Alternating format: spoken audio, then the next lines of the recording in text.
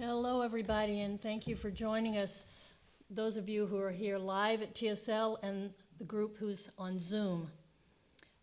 Linda Mussman and I, Claudia Bruce, we welcome you all here today for this momentous conversation with author Sam J. Miller, who hasn't been in the building, he says, since 1997.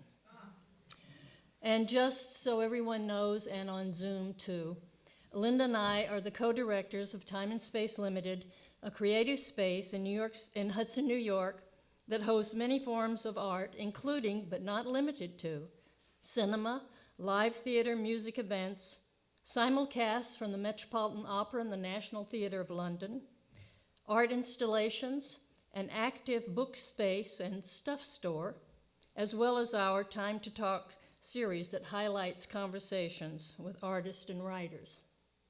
TSL was founded 49 years ago in New York City and has just entered its 31st year in Hudson. We gratefully thank all our donors and members for their support, which makes discussions such as the one here today possible. We also want to thank our tech person, Teo Camporeale, and his helper, Kevin Gilgan, for getting this program up and zooming. A recording will be archived on our website at www.timeandspace.org. We're excited to have Sam J. Miller here with us today, Monday, March 28th, 2022, to talk about his most recent book, The Blade Between. Sam was born in 1979 and grew up in Hudson. He was on track to follow in his father's footsteps as Hudson's local butcher at Sam's Supermarket on Warren Street, but his trajectory changed over time. More on that later. As a teenager, Sam visited TSL with his father, Hi Miller, and they became enthusiastic fans of TSL's classic movie series, which began screenings in 1994. Sam is a science fiction, fantasy, and horror short fiction writer. His stories have appeared in publications such as Clark's World, Asimov's Science Fiction, and Lightspeed, along with over 15 editions of the Best Years Story collections. He's a finalist for multiple Nebula Awards, along with the World Fantasy and Theodore Sturgeon Memorial Awards. He won the 2013 Shirley Jackson Award for his short story, 57 Reasons for the Slate Quarry Suicides. His debut novel, The Art of Starving, was published in 2017, and his novel, Blackfish City, won the 2019 John W. Campbell Memorial Award. The following is from a review by Gabino Iglesias, who writes for NPR Radio. The Blade Between is more than a dystopian sci-fi thriller with a dash of poetry. It's an explosive narrative about a small town caught between the decaying ghosts of the past, the shattered dreams and mediocre lives of its residents, and the monster of gentrification that threatens to erase it all under shiny new buildings and fancy coffee shops. That Miller manages to discuss all three while also exploring the interstitial spaces between homosexuality, technology, and class privilege and resentment is a testament to his storytelling skills and a powerful reason to read this haunting tale. And so now, Sam J. Miller and Linda Mussman.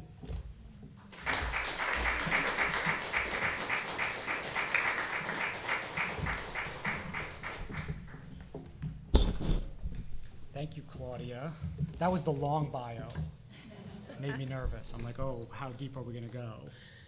Wow, thank you all for coming. It's such a pleasure and an honor. Thank you, Claudia, for your introduction.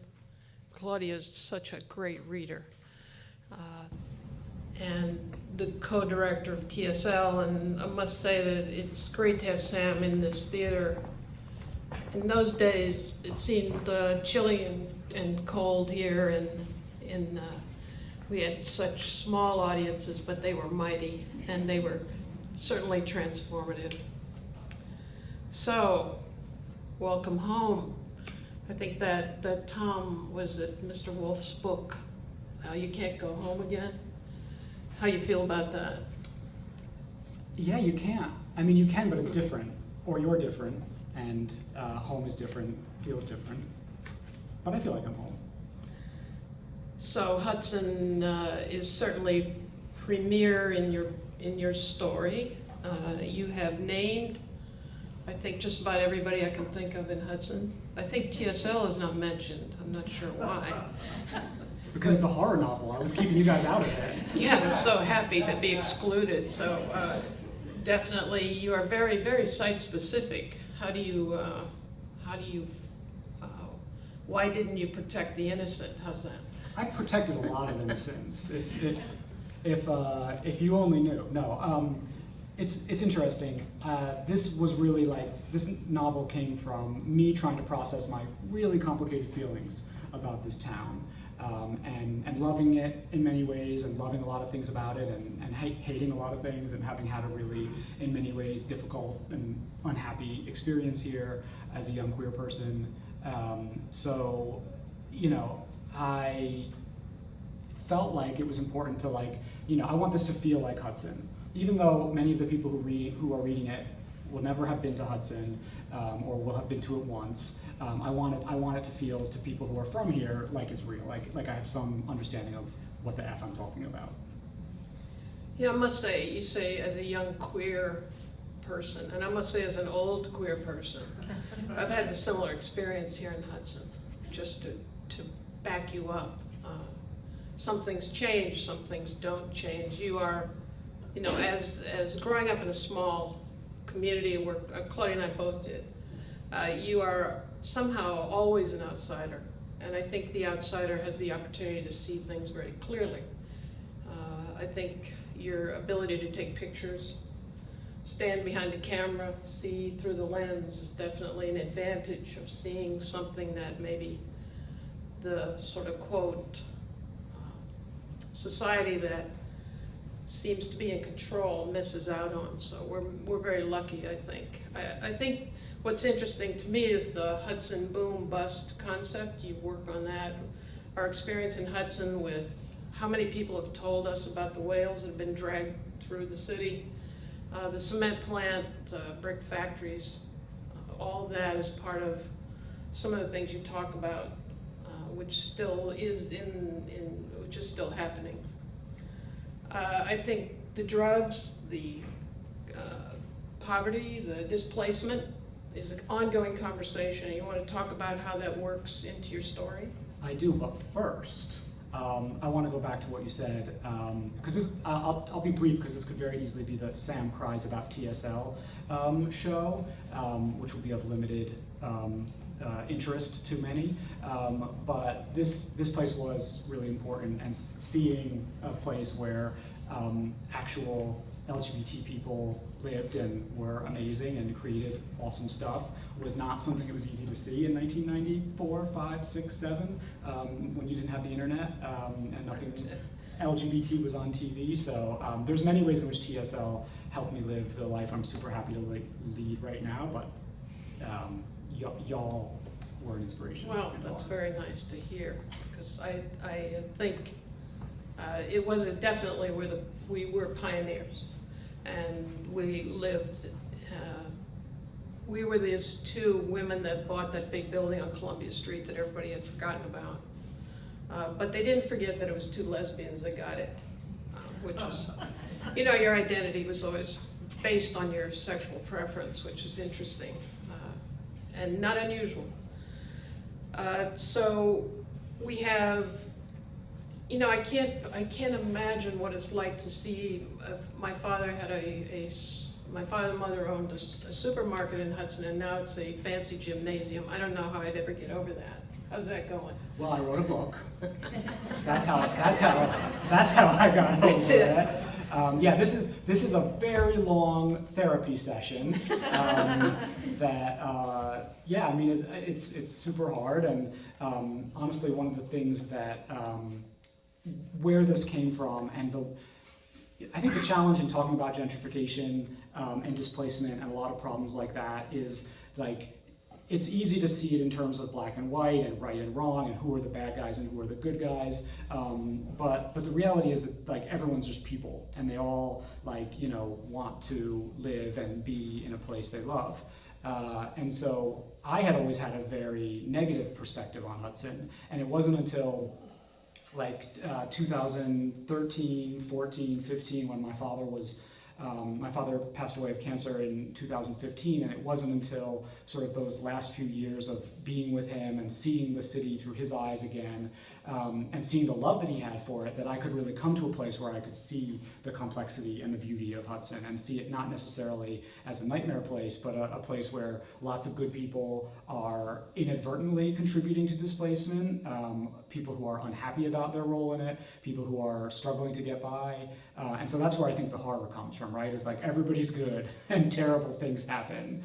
And that's what I love as horror, and that's what I tried to do here is treat it as the issue where we're all people, and it's easy to think of the other side as being evil. Unfortunately, they're not. No, I think it's complicated. In the 30-some years we've been here, now Brooklyn is the most obvious population moving in, and the same discovery, this beautiful place, this historic place, the diversity, yada, yada, yada, goes on. I mean, there's always a new energy that comes to Hudson to appreciate and love it. So let's talk about Moby Dick. Let's. So that's one of my favorite books, and I certainly see the relationship of his writing and what he did with his book some over 100 some years ago, and now you're in the same footsteps and using even some of the names. The name of the development is Pequod Arms. And can you tell us about Pequod and what that meant in Moby Dick and what it means in your book? Yeah, so the Pequod is the name of the ship in Moby Dick. I know I have at least one English teacher in the room. And so for folks who don't remember, the Pequod is the name of the ship that Ishmael and Queequeg ship out on after they get gay married, which is, I could talk a long time about Moby Dick, but one of the many things I love about it is the detailed gay marriage scene. And it is a doomed ship. Spoiler alert, the ship is doomed. And that is also the name of the development that is being created in the fictional Hudson of this book, and so it is also, spoiler alert, doomed. Yes, spoiler alert. Yeah, I love you have some other names in there, the coffins. I think that's a historic Hudson name. That is. It is also a name in Moby Dick. It's a name in Moby Dick. It's also a name. The coffins, I think, were the early Quakers that settled here from Nantucket. So I think they're part of the history, and and I think Stubb is in there. Yeah, I think so. I can't remember all of them, but that's. I think the relationship between those two and the whaling story is really fascinating for me, and your English teacher did a good job. Did you read Moby Dick in high school? I don't think so. I think I had to be a grown-up before. I think I probably tried when I was I went young. right into the college classes, and that was all 101 composition and writing. Oh yeah, I was way more sophisticated than Moby Dick. So, past Moby Dick right up. So, yeah, let's see. I wanted to talk a little bit about your work in New York and organizing and what you've done since you talk about displacement and homelessness, and how does that relate to what you do in reality? Sure, I think that would be of interest to this audience. Yeah, I spent 15 years as a community organizer in New York City, working with homeless folks in an organization that was founded and led by homeless people that organized people experiencing homelessness to fight for justice around issues of police violations of their civil rights and housing policy and trying to get people into housing. So it was a really great job. I really loved it. We organized a ton of protests, got arrested a bunch of times, got over 115 different laws changed or implemented, or policies reversed or implemented, and worked really hard on a really, really difficult issue that is very hard to create change around. And I wish I could say that we solved it. Obviously, we have not. But the thing that really gave my writing was just the privilege of working with folks who are going through pretty much the most horrific experience, or one of the most horrific experiences you can go through in the developed world. People who are like sleeping on the street, getting kicked awake by the cops every 2 hours, who are experiencing sleep deprivation, who are getting arrested for things that are not against the law, people who are living in shelter conditions that are abominable, and yet still came to meetings to talk about how they can fight for justice, how they can protest against this real estate developer or that politician who really believed in nonviolent social change and who brought such humor and wisdom and intelligence and such great stories to the work. So yeah, I don't do that at work anymore because it is extremely 15 years was a very long time to be doing very difficult work, and I wouldn't trade a minute of it. But I'm also really happy to. So we're talking about work. Are you supported yourself solely on your writing, or how's it going? My writing is a big part of my income. That glory be to God. That's fantastic. I also have a day job as a copywriter with an ad agency, which is also super sweet. That's great. So while we're on that subject of financial gain, we all want you to buy a book before you go. Spotty Dog has brought the books over, so you can make it nice and convenient for you to take 1 or 2 home. 3 is even better. Yes, and I will sign them, and I will them. not write embarrassing stories about our past, unless you want me to.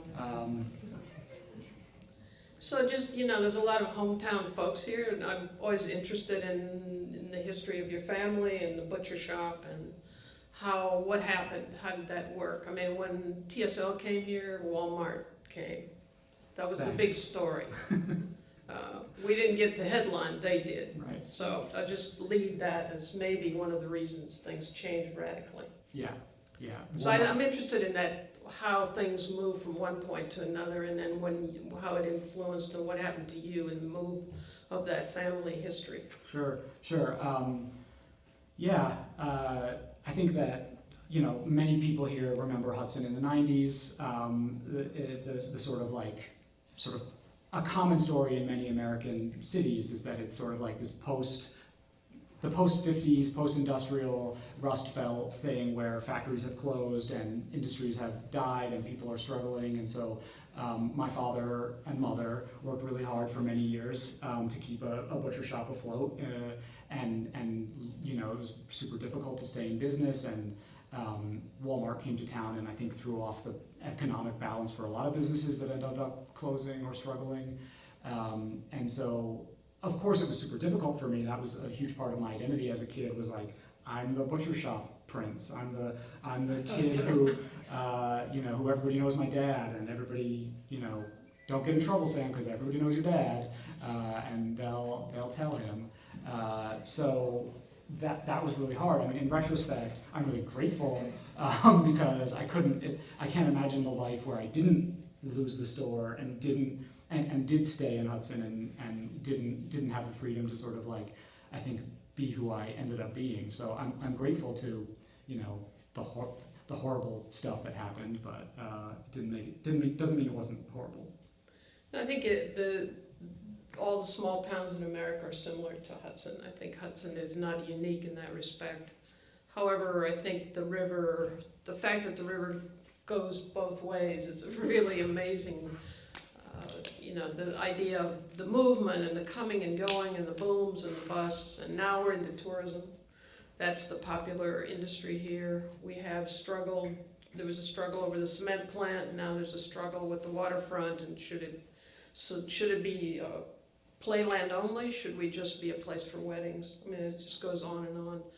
So would you like to read something from your book rather Absolutely. than talk about Hudson in I could real do- time? I could do both, but I do want. I'll read from it. I'm going to read 2 chapters that are not in order. It'll give you a sense of a couple different pieces of who the story is, and I'll just flag for the history buffs in the room and on the internet.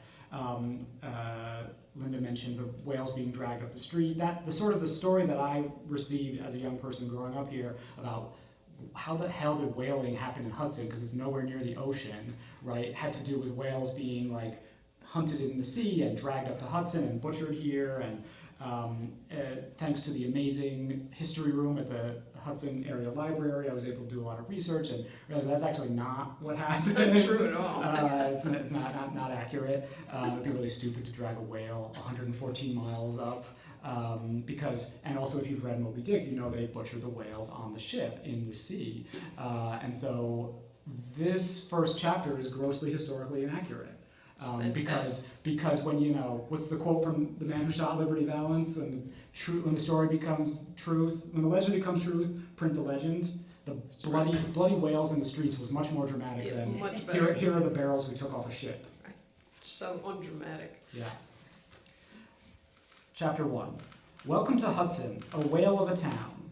Bright, raw wintertime, and Warren Street is a swath of white and red. Blood-soaked men drag strips of whale flesh through the snow. Black smoke billows from man-sized iron tripods. Bones reach for the sky like irrational red fences, rib cages recently flensed. Hooks and knives and blades as long as swords slice and hack the air, a whole weird lexicon of specialized instruments. Mincing spade, monkey belt, fire pike, throat chain, fin toggle. The strips are sliced down into blocks. The blocks are fed to the bubbling pots. The whole city smells like blood and wood smoke and the thick, meaty mammalian stink of melting blubber, marine and reminiscent of alcohol. Blubber and skin and spermaceti are the engine of industry, the bloody gold that powered Hudson's rise to power, boiled down and barreled and shipped off to light lanterns as far away as London. The baleen will become women's corsets, the bones will be returned to the river, and the teeth will be scrimshawed and sent home to sweethearts, sold to collectors. But what will be done with the rest of these magnificent monsters? The livers as big as cows, the eyes the size of a human head.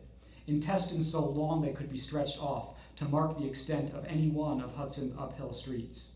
Brains bigger than any humans, and wiser too with the things they've seen, at depths that would crush a man like a baby chick in a fist. Sunken empires, sea monsters believed to be mere myth. What will happen to the rest of the whale? Some will be fed to dogs and pigs. Some will be cooked and eaten by humans. Most will be buried. Long trenches along the waterfront at first, then creeping up the streets as space runs out. The hearts and brains of whales will feed Hudson's soil. Their blood ascends to the sky in oak tree branches, feeds its people in apples and corn, seeps into the stone and cement of the foundations of its homes. The sky darkens, the day's work is done. Men drink cheap cider. Tomorrow, maybe, more whale carcasses will come. The harbor stretches around into North Bay. You can count a couple dozen tall ship masts. In 20 years, the railroad will arrive, heading north from New York City, bound for Albany, for Canada, its path perfectly plotted to cut off Hudson's North Bay, cripple the city's shipping trade, start its slow decline into irrelevance. 40 years after that, Hudson will become the East Coast's largest center for prostitution. The Diamond Street whorehouse is so notorious they'll have to change the name of the street to Columbia after the governor personally sends a swarm of state troopers to bust up the brothels. Bootleggers will base their operations out of Hudson. So will crystal meth manufacturers many years later. Movies will shoot here, ones that want somewhere that still looks like the Great Depression, ones where Jack Nicholson is an alcoholic or Harry Belafonte is a broken-down gambler. Hudson has been many cities, but it has always been this one, the one with soil steeped in blood, with a harbor full of bones. And this is chapter 11. Hey, Abe, Zelda Alderson says, sliding into the well-worn seat across from Atala's desk. They went to high school together, but the 10 years weigh like 20 on her face. Have you been, Zelda? You know, getting through it. That's all any of us can do. Originally, Atala had planned to use a client as her proxy. She'd ransacked her files, read deep into sordid stories. The preamble I should have given is that this takes place, this is a jump forward to when the people who live in Hudson and are frustrated by the rising prices and the displacement of their friends and loved ones have decided to organize a underground resistance that might or might not be super illegal and involves manipulating people to do a lot of scary things. Originally, Atala had planned to use a client as her proxy. She'd ransacked her files, read deep into sordid stories, assessing the parents she knows are terrible versus the ones who ended up under the watchful eye of Child Protective Services only because of a messy divorce or a vengeful ex or a racist neighbor with CPS on speed dial. Atala has access to so much information. For hundreds of parents, she knows precisely how they failed their children. All their oversights and errors, whether due to ignorance or malice or addiction or sheer dumb, blistering bad luck. And she knows the fault lines of hate and rancor between friends and neighbors, who snitched on who phoned in false reports. And she has a lot of leeway in the work she does, a huge amount of power over the outcomes of the cases under her purview. In the end, she realized there was no ethical way to use a client. And anyway, the perfect person has been right under her nose all along. Zelda Alderson has worked at CPS for 5 years, one of 5 people Atala supervises. She's quiet and kind and hardworking. Atala remembers hearing that she'd had a bit of a bad reputation back in high school, but who hadn't? All she needs to know about Zelda is she loves her town and she's struggling to make ends meet. How's your downstairs neighbor been treating you? Zelda rolls her eyes at the perennially sore subject. That fucking asshole. Every time I fucking watch TV or have one fucking friend over, he's banging on the ceiling or knocking on my door asking, would I please make less noise? And he's some rich city fucker paying $3,000 a month, and my rent is $1,000 because I've been there so long, so you know damn well which one of us the landlord sides with. Shouting from an adjacent office. Shannon, probably, one of the hottest of the many hot messes on Atala's caseload. 3 hours late for her appointment and pitching a fit because they won't let her in to see Atala right away. And your sister, where's she these days? Philmont, like pretty much everybody else who got pushed the fuck out of Down Street. Atala nods and bites back a smile. She can smell it on Zelda, the hate, the anger, so palpable that she feels comfortable scrapping the long and roundabout map she'd charted for how to bring the conversation around to the ask. What if I told you there was something you could do about them? The people jacking up the rents. I'd say I'm not trying to go to jail for murder, and I'm not sure what the fuck you can do about it other than that. I'm working on something, Atala says, and leaves it there. Zelda looks out the window onto Long Alley. Kids go by on bikes. Someone has spray painted "Satan's Got Your Nose" on the door to a garage.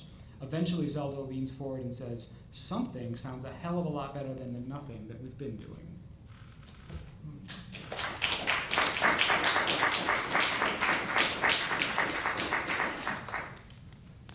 So, Teos, any questions on there for, no questions? Anybody in the audience you want to jump in with some comments, questions? Let this be the notice to the Zoom folks. You can submit questions. Yeah. Please do. I mean, nice ones. Or not nice ones, but ask nicely. Sam, I just want to say one thing. Before anyone came in, you were talking to Lance, and you were talking about your tattoos, which I find is very interesting. So would you mind Yes, telling us all about them? I would Yeah. love.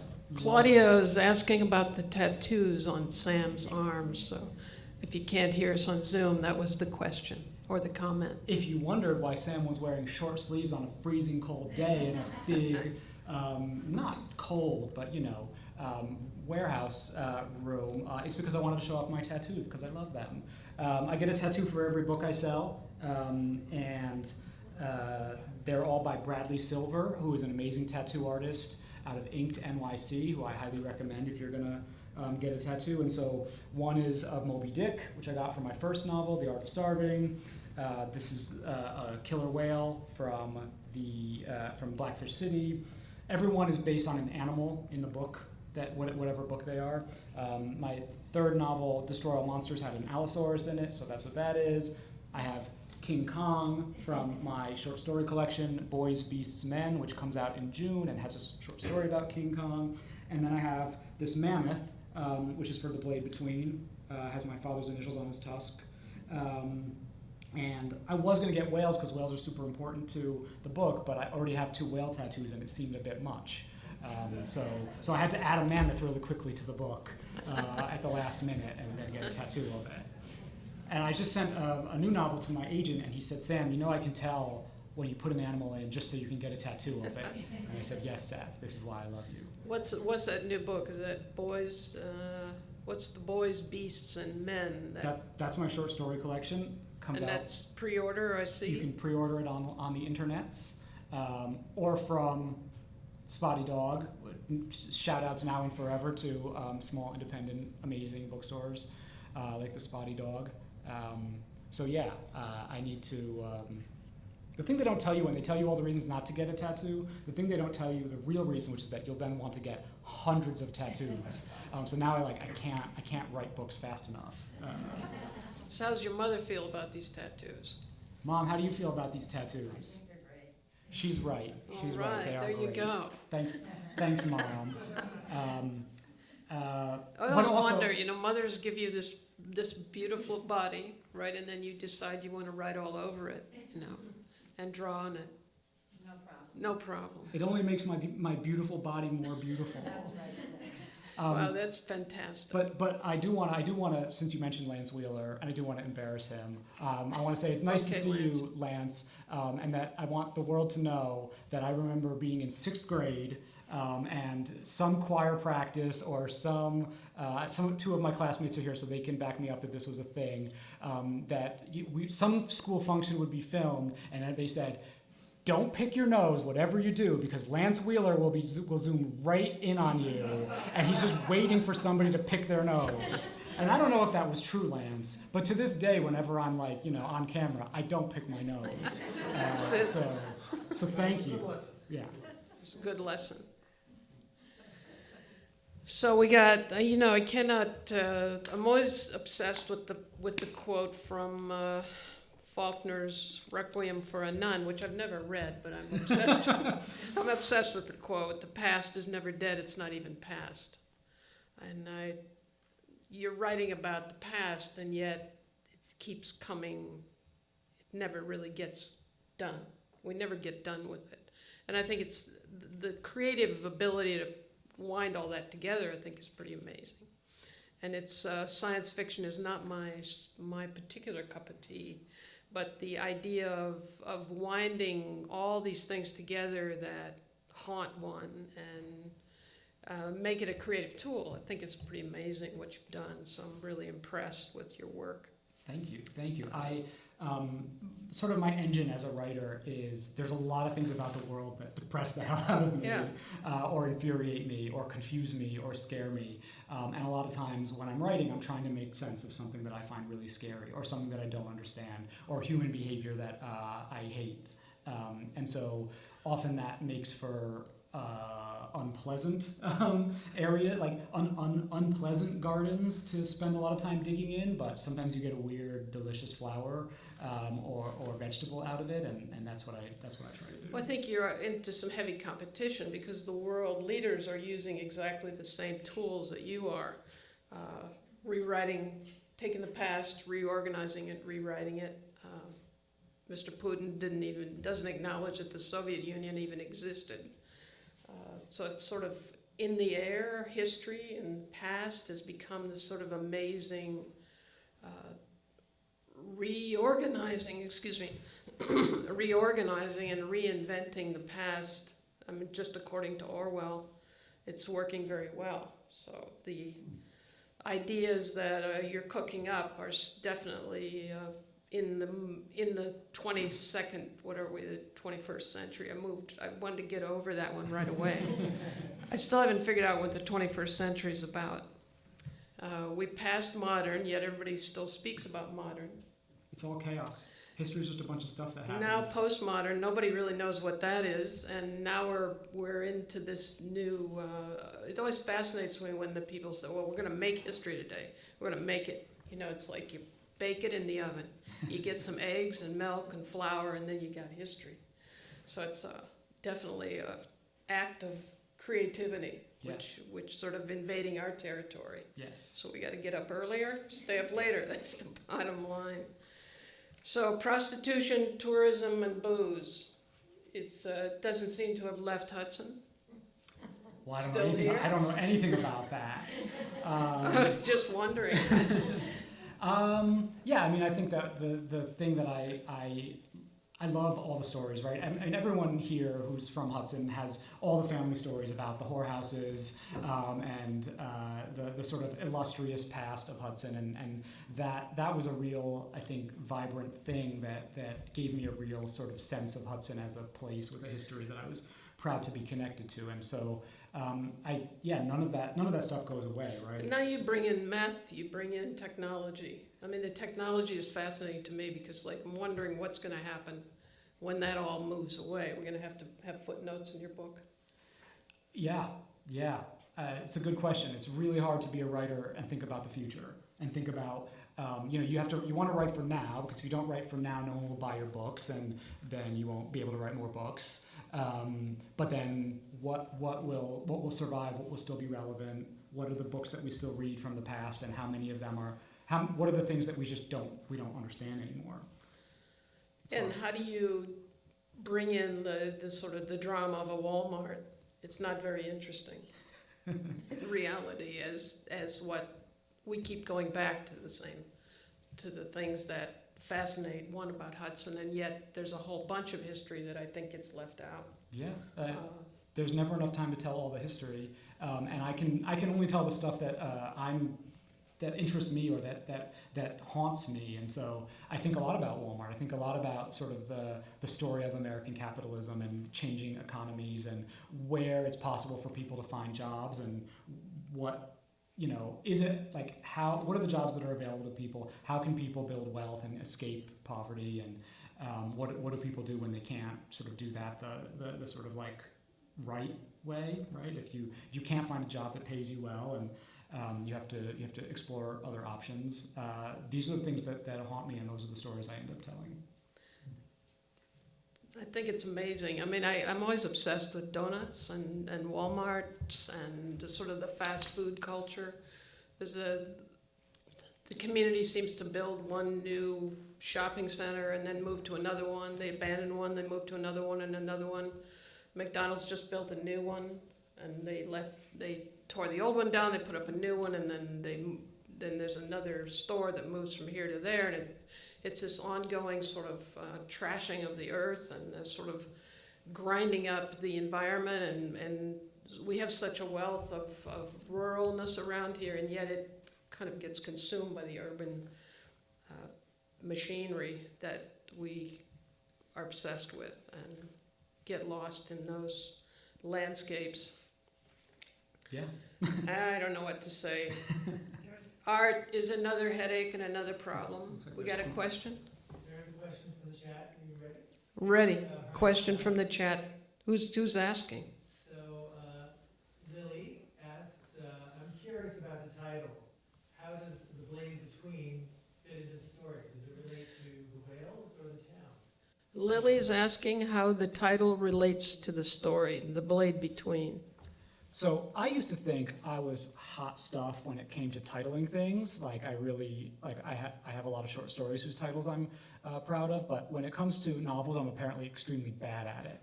And the titles that I write the novels under are never the titles that they get published as, because somebody smarter than me says, this is terrible. Oh. So this was a very sort of like last minute, like, what about this thing that I came up with after being told that the first 6 titles were terrible. But what it means specifically in the book is that hate is a thing that lodges inside of you, and that you are wounded by the world, and whether you're a whale who's been wounded by a harpoon, or a queer person who's been wounded by homophobia, that wound, that blade between your ribs, is a motivating factor. Is part of who you are, and sometimes it motivates you to like do awesome stuff, and sometimes it motivates you to do terrible stuff. And so there's a metaphor throughout the book and because I'm a horror writer, the metaphors always become literal, and so that what feels like a blade between their ribs becomes actual metal shards lodged in human rib cages. Spoiler alert. There you go. I want to say something. Okay. Even though I love the book, I read it twice, and I love the Pissed Off Whale. The book I want to say something about is I think every gay child and every gay parent should read The Art of Dying. Art of It's Starving. absolutely Art of amazing. Starving. And I think The Art of Starving. Yeah. Starving, yeah, Art of Starving. It was just an amazing, It is. having been a teacher for 35 years and seeing what these children go through, that everyone should read that book to get a better understanding. Well, I think Can we so repeat? too. Can we repeat that so people on Zoom can hear it? Well, I feel like it'll sound arrogant if I say. All right. So Sam's teacher has said every gay. Every gay child, every gay parent should read The Art of Starving. Every gay child and every gay parents The parents of a gay child should read The Art of Starving, and this is a suggestion from an English teacher in Hudson High School. It was, you really need to read it to really get a feel of what it's like to She, grow up gay, especially in a town like Hudson. Well, certainly Available every- from the Spotty Dog. Every straight parent of a gay child. and a, Yes, that's what I meant. I Should meant read, should read that book. I have a question. Can you talk, because you didn't talk enough about your story collection that's coming out. And so, what's the name of it again? so we need to know more about the, Go ahead, say the name of it again. we need the name of the new book. The short story collection is called Boys, Beasts, and Men, and it is coming out in June from Tachyon. You can pre-order it. It contains 14 of my original short stories, including new ones that have never been published before, and a framing narrative that runs throughout. And my mom, who asked that question, who is my writing hero and inspiration always.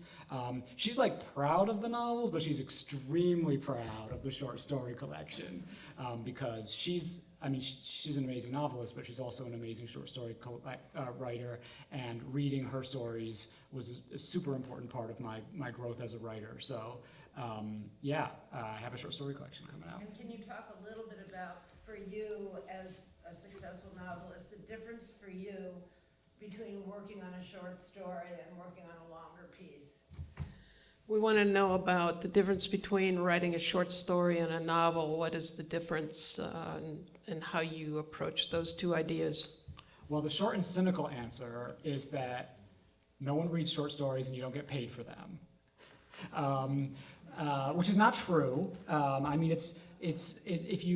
you write a short story, the audience for it is much smaller. The number of people who will read it and talk about it is unfortunately much smaller compared to like a novel that I still have people talking on Twitter about books that I wrote 5 years ago, which is a beautiful thing. And there's thank the gods, hundreds of reviews of my novels on Amazon and Goodreads, and some of them are not great. But I don't care. So yes, the audience for short stories is much smaller, but they're super fun. I love writing them. It's a real there's like a ton of like metaphors for like the difference between short stories and the difference between novels, and I can't think of any that are particularly relevant right now. But just that it's really fun. It feels like a real challenge that you set for yourself, but one that doesn't take months of your life and cause quite as much anguish and difficulty. And yeah, I love them. Yes. So I have two questions. The short stories that when I was poking around the internet and stuff, when I found out you were coming around here, I came upon a title of Let the Children Boogie. Is that going to be included in your collection? I hope, because I didn't find out anyone would get that. So unfortunately, So we're talking about a short story called Let the Children Boogie? yes, it's actually called Let All the Children Boogie, which anyone know what song that's a line from? David Bowie, right? Yeah, it's David Bowie's Starman, which is one of. I'm writing a pentaptych of 5 stories based on my 5 favorite songs. I've already written the one about I Want to Dance with Somebody and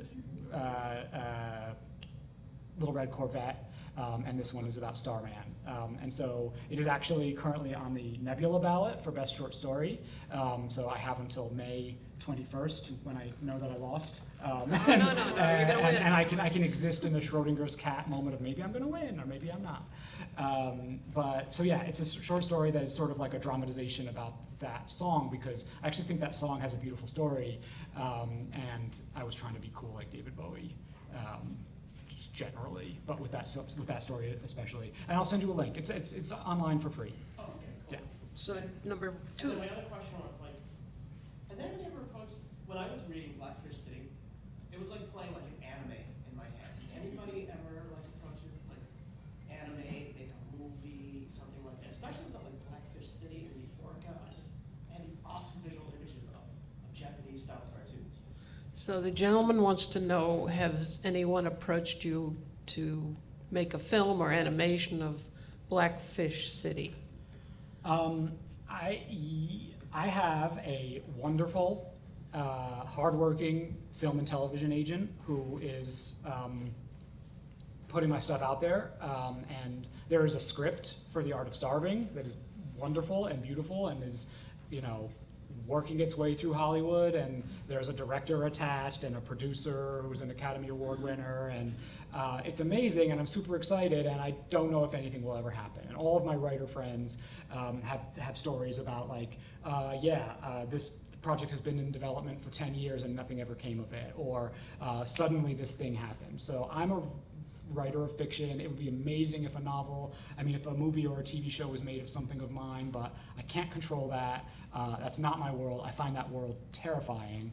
And so I would love for that to be the case, and let us join hands in prayer that happens, that I don't know. So anybody else got a question out there, comment? There's another one here on chat Go for it. from Michael Henry. Sam, having been away from Hudson and now revisiting the town, do you as an artist feel as though the world changes at all? Or is our idea of progress just reorganizing? So this chat wants to know whether things have changed, or as you have returned here. He says, has it changed or just been reorganized? That's a brief. I am one of my favorite writers is Octavia Butler, who's an amazing science fiction writer, and she has a quote: "The only constant is change." And so, yes, everything's changing. The world changes super fast. I think the question mentioned something about progress, and that's a thing that I'm not so sure about, right? Things change, but whether they get better is largely a matter of perspective, right? Often things will get better for some people and worse for others, and things will get better for some people here and worse for the same people over here. So everything's changing, but I don't feel like there's I feel like the idea of progress is something we construct and try to, like a human thing to try to make sense. Like story is how the world is chaotic and horrible and terrifying, and we're all gonna die, spoiler alert, and we have to make peace with that. And one of the ways that we make peace with that is through stories, and stories where the guilty are punished, and and our suffering is redeemed, and we find happiness in spite of difficulties. And those are all fictions. Those are all stories. Those are all things that can happen, but they're not guaranteed. And stories give us a place where the world makes sense and where there can be this idea of justice that I think is super lacking in real life. So it's a real bummer answer to a pretty chill question. Sorry. I think the one thing that I can think of is that, you have to throw climate change in the mix. And that, I think, is a very, very new reality that we have to face. So the progress part, I think, has to be framed against that backdrop of, Yeah. Resources are, look, we can't live on fossil fuel forever. That's real. And that's a struggle to come to reality, that we struggle to find that. We have to face that fact. Yeah, no, this is tough. This is one of the things that Yeah. keeps me up at night and makes me generally miserable. Yeah. And it is a big thing that I write about a lot in my fiction. And my novel Blackfish City is about a sort of far future, post-climate change nightmare world. So yeah, stories can help us understand. It's all very abstract, right? We read about weather changes, we read Yeah. about rising sea levels, and it's all very abstract until you can see it through the eyes of a person who you can feel for and identify with. And so that's the value, that's the activism role of stories that I believe in, and try to spend a lot of time as a writer mucking around in. And I think it's amazing to make the statement in a fictional way and get that. Your readership definitely is influenced by your thoughts and thinking. I think it's a very smart way to try to get those ideas to move on. I mean, the whales didn't last long because they discovered oil in Pennsylvania. The weddings here won't last forever because of various and sundry things. How much coffee can we drink in Hudson? How much beer? How many hotels can be sustained? I mean, I think that's just always a reality that one has to sort of face. Yet we jet into these things hoping that it's all gonna stay the same. And that doesn't happen. That doesn't happen, yes. I wanted to ask you about your own emotional state, since that's my business. Thank you. How has Someone it cares. changed? How That's has your okay. emotional state changed as you become a successful writer? The question is, how's his emotional state now that he's a successful writer? This questioner wants to know. So I used to have this moment when I got on an airplane of like, please God, don't let this airplane crash because I have not published a book. And I don't want to die without having published a book, without having left something that I can hope in my final moments will live on after me. So now I'm like, whatever, man. This plane's going down, it's going down. So that sounds unhealthy now that I say it out loud, but in fact I feel it's been a big help to feel like I don't have to prove anything, which no one does, right? That was a purely like constructed need. I don't objectively need to write a book and publish it, but I'm in a good place. But here's the good news for anyone who's a creative artist. No amount of external validation or success will stop the raging hole of insecurity and need inside of you from which your art comes. So I used to think selling a book, I'll be able to chill out and be happy and not be miserable all the time. Not true. And I used to think getting an award or whatever. So yeah, I don't feel like I can stop. I don't feel like I've achieved what I was put on this earth to do, which is get attention, I think, or validation. The validation I was denied in my difficult high school years, in spite of the amazing friends I had, like David and Leanne. Hi, David and Leanne. Well, speaking as an older artist, I think that insecurity is the reason that motivates the whole show. Yeah. I mean, I'm sure there's well-adjusted artists out there who create I can't from something imagine any one of them. other than loneliness and need, but nice Yeah, work I if think you it's, can get it. there's never enough money, there's never enough time, there's never enough, I hate to say it, space, but you really always are chasing this elusive thing. And that elusive thing is what drives the creative spirit. And you're never quite happy, you're never quite miserable, you're just driven. And the drive is what makes it all exciting. That drives the creative spirit, which in turn drives business for amazing mental health practitioners. Right, keeps you in. Thank you for your service. Anybody else out there? Any more? Yes, Kelly, Spotty Dog.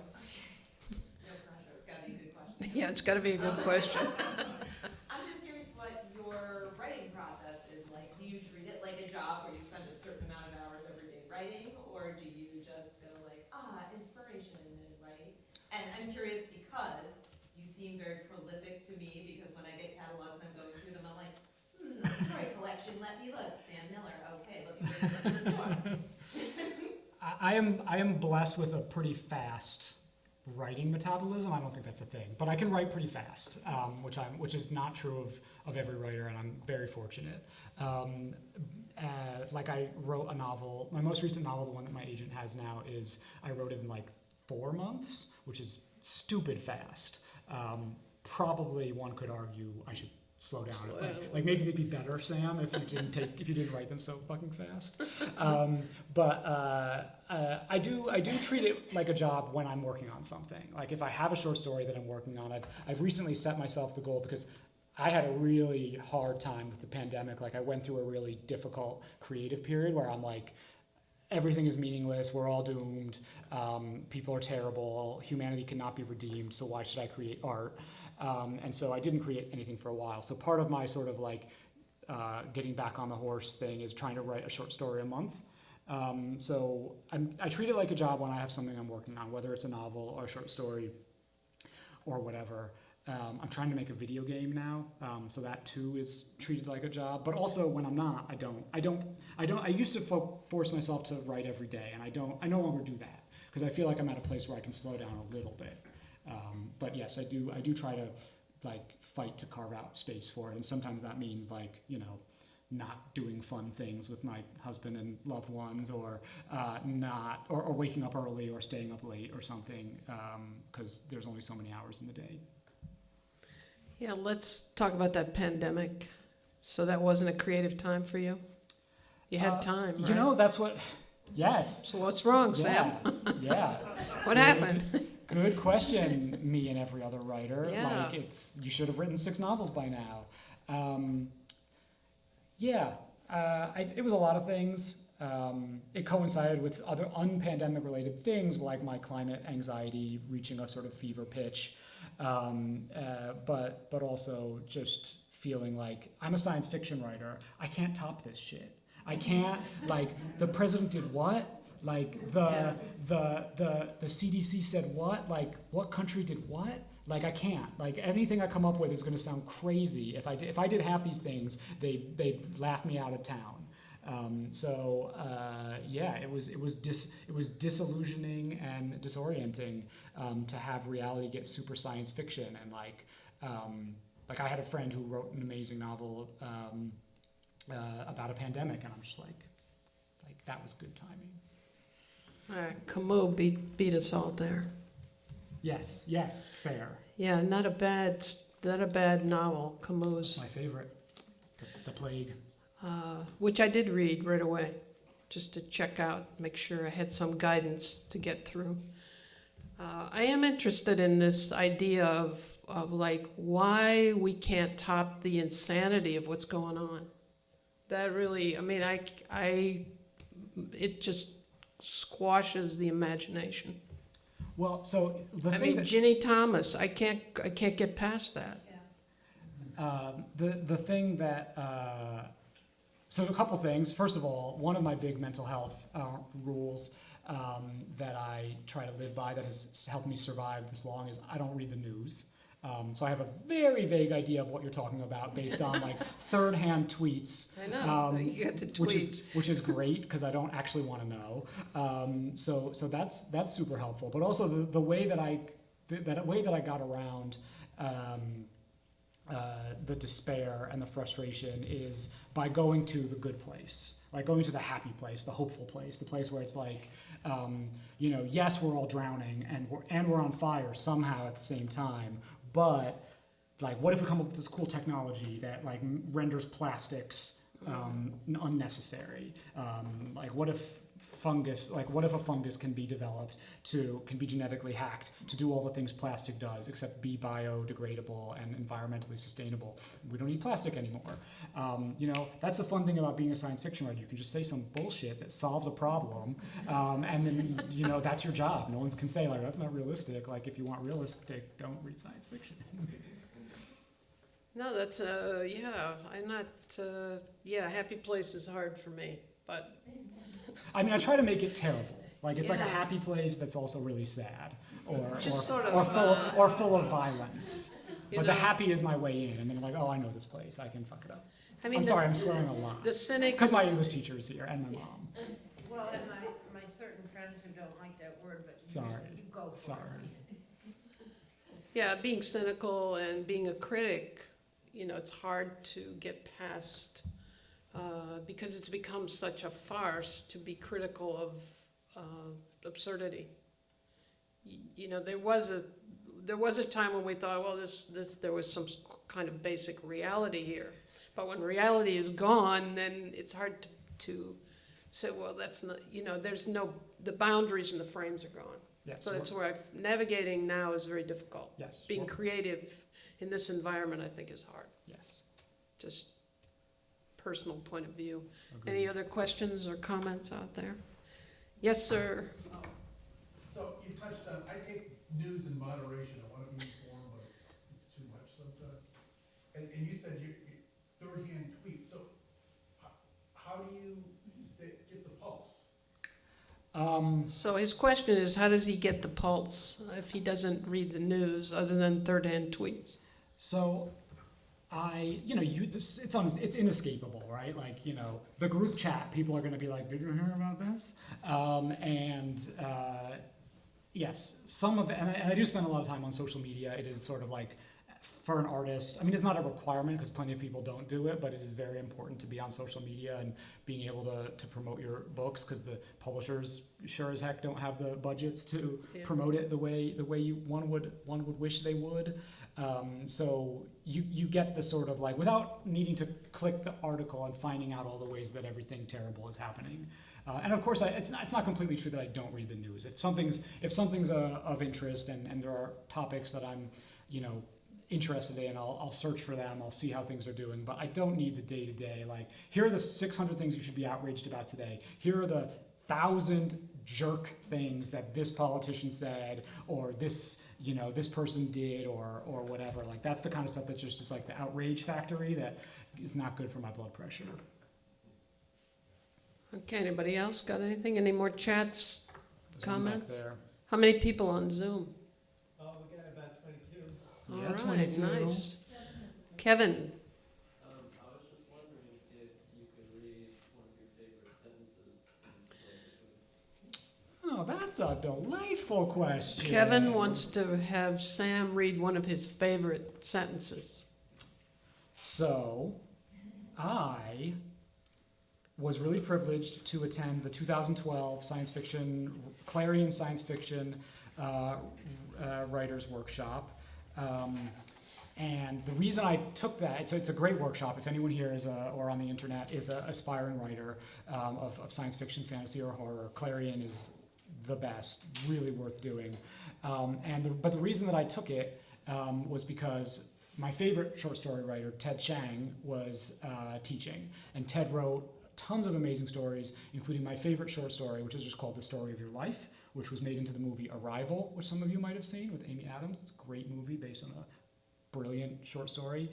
And one of the things that Ted said at Clarion was, I never start writing a short story until I know what the last sentence is going to be.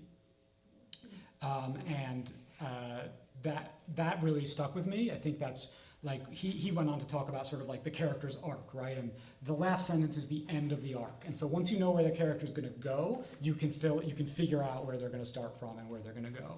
So for me, the way that I adapt that is that I rarely start something unless I know 3 pieces of prose: the title, the first sentence, and the last sentence, because that's sort of going to tell you what the journey is. And we've already established that I'm not great at titles, but first sentences and last sentences remain important. So I will read the last sentence of The Blade Between, and I'm fairly certain there's no spoilers in it. If anyone who has read it feels like I've just spoiled something, just scream, but it'll be too late. We all have to learn to love the cages we're in, because we carry them with us wherever we go. That's a good sentence. Thank you. I am fussy about my sentences. My Twitter handle is Sentence Bender.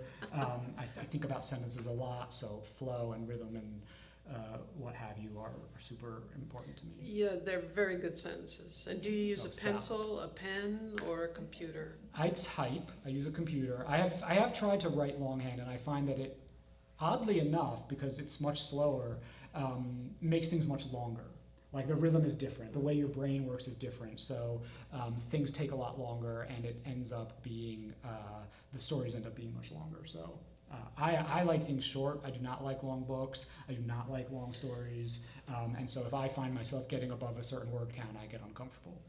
Yeah, your chapters are short. I think your sentences, I think it's Keep very, it moving. very, very quick and concise, and there's a rhythm to it that really is quite impressive. Anybody else have anything they want to say? Any more chats? Except for Moby Dick. Except for Moby Dick. Likewise. Yeah, well, I love, yeah, Moby That's fair. I Dick. mean, I do love some long books. Like, some of my favorite books are long, because you got to be really good for me to keep reading. Like, you know, I'll read a short shitty book, like nothing. But if it's a shitty long book, I'm going to stop halfway through probably. So yes, like Cloud Atlas is another one of my favorite novels, and that's super long. But also Moby Dick is like, you only need 1/3 of that book at a time. There's like solid third of that book that is probably not what you need at any given moment. Like I don't need all the detailed instructions on how to skin a whale. And sometimes I will. I'm sure I'll want that sometime. But Moby Dick just contains so much that you can walk in and out and sort of like browse through for the things you want. You're like, oh, gay marriage, great. Oh, they totally had sex in that chapter, great. Yes, epic battle at sea, whale eating person, great. Skip over some other stuff. But I do think Moby Dick is like any journey. You know, there's times when it's very exciting and there's times when it's very dull. And I think he uses that idea of uses that journey and what goes on to suspend, you know, to keep you wondering what's going to happen, how's it going to end. So anyway, then there's War and Peace, which I haven't really gotten through yet. How about you? So, somebody was a double major in college in cinema studies and Russian literature. So this is the point where I have to tell the internet and all history that I have not read War and Peace, in spite of majoring in Russian literature. But I did read Anna Karenina, which is one of my favorite novels of all time, and I read it several times. And That's a good it's one. pretty long. Yeah. Like No, that's true. It's super long. Well, I'm into the battles part of War and Peace. I can't get through some of it. So I think that, you know, is Skim. You can skip around. Anything else? We want to. Last call for Zoom questions. Last call. Any more Zoomers? 22 people. That's a good number out there. Are they from all over the world? That's what I want to know. It's hard to tell. It's but, hard to tell. We have some nice well wishes that I'll forward to you. Okay. Yeah, download the transcript. I will. So we're so happy, honestly, to have Sam on this stage is such an honor. It's such an honor to be here. Really, the whole experience of being in Hudson is beyond our wildest expectations, and Sam has been part of that expectation of what can happen when you venture out into the world and take risks and come to a place like Hudson and be loved and appreciated and share what Claudia and I have brought here is definitely Sam's part of that story. So we want to remind you all, Boys, Beasts, and Men is the new book coming out. You can order it from Spotty Dog, Blade Between. You can buy that here today, and he'll sign it. And want to thank Claudia and Teo and Kevin for helping make all this happen. And all the people out there who support TSL, want to thank you, and we appreciate everything you do for us. Check us out, timeandspace.org, on the web. We're here and ready to keep art being manufactured round the clock. So we're going to sign off. We're all done. What do you think? Thank you all.